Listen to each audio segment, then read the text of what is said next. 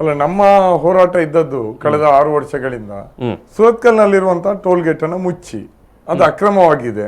10 kilometre ಅಂತರದಲ್ಲಿ ಇನ್ನೊಂದು toll gate ಅಲ್ಲಿ ವಸೂಲಿ ಮಾಡ್ತಾ ಇದೆ. ಆದ್ರಿಂದಾಗಿ ಇದನ್ನ ಮುಚ್ಚಿ, ನೀವೇ ಇದನ್ನ ತಾತ್ಕಾಲಿಕ ನೆಲೆಯಲ್ಲಿ ಅಂತ ಹೇಳಿದಿರಿ, ಅದನ್ನ ಆ ಕಾರಣಕ್ಕಾಗಿ ಮುಚ್ಚಿ ಅಂತ ಕೇಳಲಿಕ್ಕೆ ಶುರು ಮಾಡಿದ್ವಿ. ಈ ಅವಧಿಯಲ್ಲಿ ಬಹಳ ದೀರ್ಘವಾದಂತಹ ಒಂದು ಕಾಲ ಉರುಳಿದೆ. ಆರಂಭದಲ್ಲಿ ನಾವು ಹೋರಾಟ ಶುರು ಮಾಡುವಾಗ ಇಲ್ಲಿ ಟೋಲ್ ಸಂಗ್ರಹ ಆರಂಭ ಆಗಿ 1 ವರ್ಷ ಅಷ್ಟೇ ಆಗಿತ್ತು, 1 ವರ್ಷ 7-8 ತಿಂಗಳು ಆಗಿತ್ತು. ಆದ್ರೆ 2015 ಡಿಸೆಂಬರ್ ಆಗಿದ್ದು 16 ಕೊನೆಗೆ ಮತ್ತು 17 ಆರಂಭಕ್ಕೆ ನಾವು ಹೋರಾಟವನ್ನ ಚಾಲು ಮಾಡಿದ್ವಿ. ಈ ಅವಧಿಯಲ್ಲಿ ನಾವು ಆ ಬೇಡಿಕೆ ಇಟ್ಟು ಹೋರಾಟ ಆರಂಭ ಆದ್ಮೇಲೆ 106 ಕೋಟಿ ರೂಪಾಯಿ ಆ ಟೋಲ್ ಗೇಟ್ ನಲ್ಲಿ ಸಂಗ್ರಹ ಮಾಡಿದೆ.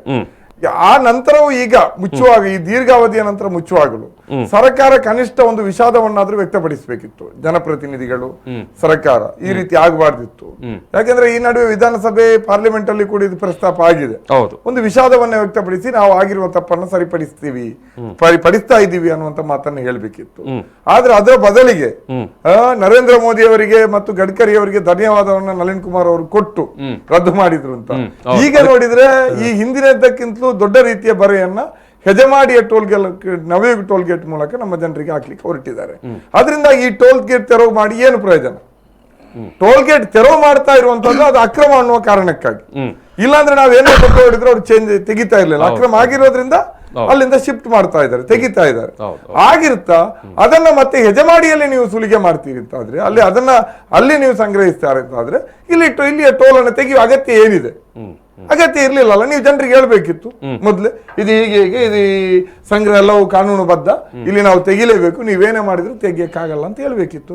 ಅದರ ಬದಲು ಇಲ್ಲ, ಇದು ಅಕ್ರಮ, ಹೌದು, ಇದು ತಪ್ಪಾಗಿದೆ, ಸರಿಪಡಿಸ್ತೀವಿ, ಇವತ್ತಾಗತ್ತೆ, ನಾಳೆ ಆಗತ್ತೆ, ನಾಡಿದ್ದಾಗತ್ತೆ ಅಂತ ಹೇಳಿ ಕೊನೆಗೆ ಈಗ ಇರುವ ಸುಲಿಗೆಗಿಂತಲೂ ಸ್ವಲ್ಪ ಇನ್ನಷ್ಟು ಪ್ರಮಾಣ ಜಾಸ್ತಿ ಹಾಕಿ ಸುಲಿಗೆ ಮಾಡ್ತೀವಿ ಅಂತಾದ್ರೆ ನಮ್ಗೆ ಇದರಿಂದ ಏನ್ ಪ್ರಯೋಜನ ಇತ್ತು? ನಾವು ಇಷ್ಟೆಲ್ಲ ಹೋರಾಟ ಮಾಡಿ, ಇಷ್ಟೆಲ್ಲ ಚಳವಳಿ ಮಾಡಿ, ಜನ ಬೀದಿಗಿಳಿದು ಪೊಲೀಸರ ಜೊತೆ ಸಂಘರ್ಷ ಮಾಡಿ, ಕೇಸ್ಗಳನ್ನ ಹಾಕಿಸ್ಕೊಂಡು ಏನ್ ಪ್ರಯೋಜನ ಬಂತು? ಹಗಲು ರಾತ್ರಿ ಒಂದು 10-12 ದಿವಸ ಸುರತ್ಕಲ್ ಫ್ಲೈಓವರ್ ಅಡಿಯಲ್ಲಿ, ಈಗ 1 ತಿಂಗಳು ಅಲ್ಲಿ ಟೋಲ್ ಗೇಟ್ ಪಕ್ಕದಲ್ಲಿ ಸೊಳ್ಳೆ ಕಡಿತ, ಇನ್ನೊಂದು ಚಳಿ, ಬಿಸಿಲು ಅಂತ ಕೂತು ಏನ್ ಪ್ರಯೋಜನ ಇತ್ತು? ಈ ಪ್ರಶ್ನೆ ಇರೋದು. ಅದರಿಂದಾಗಿ ಇದು ಒಪ್ಪತಕ್ಕಂಥದ್ದಲ್ಲ. ಇದು ಖಂಡಿತವಾಗಿಯೂ ಕೂಡ ಬಹಳ ದೊಡ್ಡ ಅನ್ಯಾಯ. ನನ್ನ ಪ್ರಕಾರ ಕಳೆದ 3 ದಶಕಗಳಲ್ಲಿ ಇಂತಹ ಒಂದು ದೊಡ್ಡ ಅನ್ಯಾಯ ಕರಾವಳಿಯಲ್ಲಿ ಯಾವುದೇ ಸರ್ಕಾರ ಮಾಡಿರಲಿಲ್ಲ. ಆ ಮಟ್ಟಕ್ಕೆ ಇವತ್ತು ಅನ್ಯಾಯವನ್ನು ಮಾಡಲಾಗಿದೆ. ನಿರ್ಲಜ್ಜವಾಗಿ ಇವತ್ತು ಜನರಿಗೆ ಒಂದು ಅನ್ಯಾಯವನ್ನು ಎಸಗಲಾಗಿದೆ. ಇಷ್ಟೆಲ್ಲ ದೊಡ್ಡ ಒಂದು ವಿರೋಧ ಇರುವಾಗ, 2 ಜಿಲ್ಲೆಯಲ್ಲಿ ಇತ್ತೀಚಿನ ವರ್ಷಗಳಲ್ಲಿ ಇಷ್ಟು ದೊಡ್ಡ ಮಟ್ಟದಲ್ಲಿ ವಿರೋಧ ಮತ್ತು ಒಂದೇ ಒಮ್ಮತದ ಅಭಿಪ್ರಾಯ ಯಾವ ವಿಚಾರದಲ್ಲಿ ಬಂದಿರಲಿಲ್ಲ. ಹಾಗಿರ್ತಾ ಇಂಥ ಒಂದು ನಿರ್ಧಾರವನ್ನು ತಗೊಂಡಿದ್ದಾರೆ ಅಂದ್ರೆ, ಇಂತಹ ಒಂದು ದಾಳಿಯನ್ನ, ಇಂತಹ ಒಂದು ಅನ್ಯಾಯವನ್ನ ಮಾಡಿದ್ದಾರೆ ಅಂದ್ರೆ ಇದನ್ನು ಯಾವ ಕಾರಣಕ್ಕೂ ಕೂಡ ಒಪ್ಲಿಕ್ಕೆ ಸಾಧ್ಯ ಇಲ್ಲ. ನನಗಂತೂ ಆಶ್ಚರ್ಯ ಆಗ್ತಾ ಇದೆ. ಬಿಜೆಪಿ ಇಂತಹ ಒಂದು ಬಂಡತನವನ್ನ ಒಂದು ಚುನಾವಣೆಯ ಹೊಸ್ತಿಲಲ್ಲಿ ತೆಗೆದುಕೊಂಡಿರುವಂತದ್ದು ನನಗಂತೂ ಬಹಳ ಅಚ್ಚರಿಯನ್ನು ಉಂಟು ಮಾಡಿದೆ. ಇದೊಂದು ಅನ್ಯಾಯ ಅಂತ ಹೇಳ್ತೀರಿ ನೀವು? ಖಂಡಿತ ಅತ್ಯಂತ ದೊಡ್ಡ ಅನ್ಯಾಯ, ಘೋರ ಅನ್ಯಾಯ, ಸಾಮಾನ್ಯ ಅನ್ಯಾಯ ಅಲ್ಲ.